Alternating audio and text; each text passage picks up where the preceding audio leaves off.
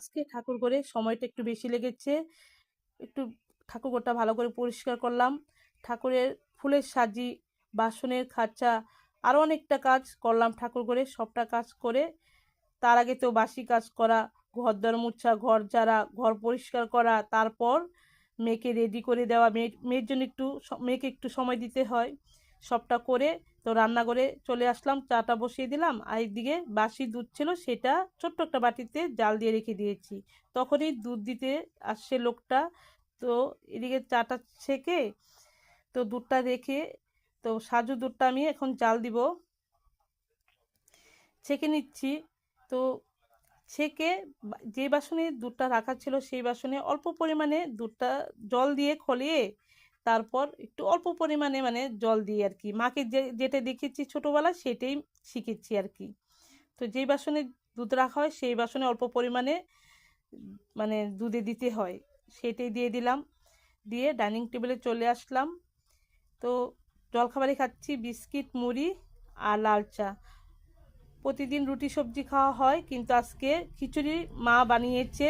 যেহেতু মুষলধারে বৃষ্টি, বাবা আর আমার হাজবেন্ড বলল যে খিচুড়ি খাবে। ওরা দুইজন না খিচুড়ি খেতে খুব ভালোবাসে, কিন্তু আমি খিচুড়ি খেতে ভালোবাসি না। এখানে যে খিচুড়ি রাখা আছে আমি অল্প পরিমাণে খাবো, আমি খিচুড়ি খেতে একদম ভালোবাসি না। তো এদিকে জলখাবার খেয়ে দুধ উতাল চলে আসছে, দুধটা নামিয়ে ভাতের হাঁড়ি বসিয়ে দিলাম। ভাতের হাঁড়ি বসিয়ে দেওয়ার পর জলটা যখন গরম হয়ে আসছে, তখন তার আগেই মশলা বাটতে গিয়েছি। মশলা আদা বাটা হয়েছে, তখন চালটা দিয়ে তো মশলা বেটে আনলাম। এদিকে দেখলাম ভাত হয়ে গেছে, ভাতটা উপর করে মশলা রেডি করে নিচ্ছি। হলুদ, নুন, কাশ্মীরি গুঁড়ায় অল্প পরিমাণে কাশ্মীরি গুঁড়া দিই, সামান্য একটু দিই, দেখতে পাবে।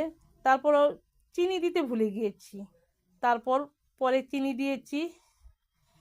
চিনিটা কেন দেই, যে ঝোলের কালারটা খুব সুন্দর আসছে, আর মশলাটা আছে না যখন কষানো হয় তখন আঠা আঠা ভাব হয়, এর জন্য চিনি দিই, অল্প পরিমাণেই দিই।